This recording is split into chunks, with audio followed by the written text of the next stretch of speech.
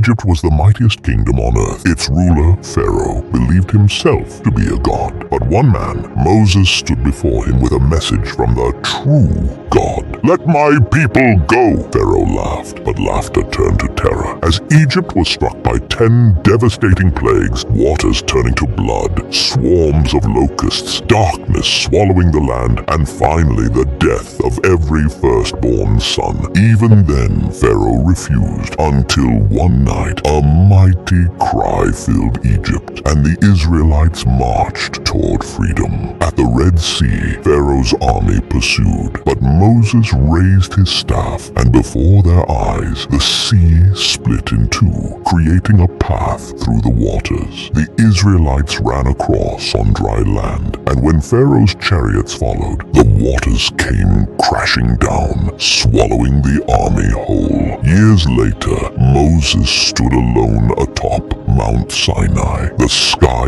rumbled, lightning cracked, and God's voice thundered as he gave the 10 Commandments, a law that would shape the world forever. Israel had forgotten God, turning to worship a false god named Baal. But one man refused to bow. Elijah, standing on Mount Carmel, he challenged the 450 prophets of Baal to a test. They built an altar and prayed to their God for fire, but nothing happened. Then Elijah stepped forward. He drenched his altar in water, raised his hands to heaven, and called upon the Lord Almighty. Suddenly, fire exploded from the sky. The flames consumed the altar, the stones, even the water itself. The people fell to the ground, shouting the name of the true God. But Elijah's greatest moment came at the end of his life. As he walked with his student Elisha, a chariot of fire, drawn by flaming horses, swept him into the sky. Elijah never tasted death. He was taken straight into heaven. Elijah's student, Elisha, carried twice his master's power, performing more miracles than any other prophet. A widow, drowning in debt, came to him. She had nothing left but a tiny jar of oil. "Borrow as many containers as you can,"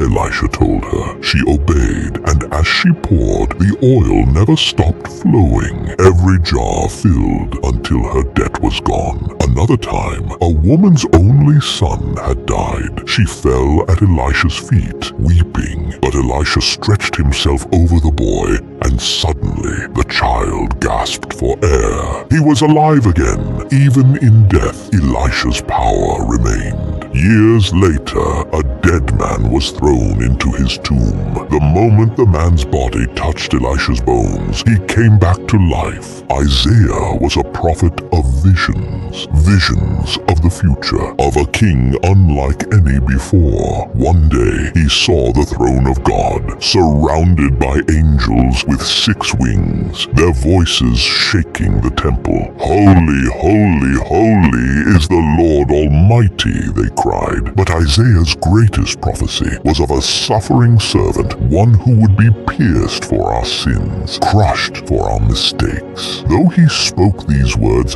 hundreds of years before Jesus, every prophecy came true. The virgin birth, the sacrifice, the redemption. Captured as a boy, Daniel served under powerful Babylonian kings. He had a gift. He could interpret dreams no one else could understand, but his faith made him enemies. When he refused to stop praying, he was thrown into a den of hungry lions. The king stayed awake all night, dreading what he'd find in the morning. But when the stone was rolled away, there stood Daniel, untouched. "My God sent his angel to shut the lions' mouths," he declared. Daniel's visions revealed the rise and fall of empires, and even the coming of the Messiah. He saw the end of time itself, where the righteous would rise and God's kingdom would reign forever. These prophets were not powerful because of their own strength, but because of their unshakable faith. They stood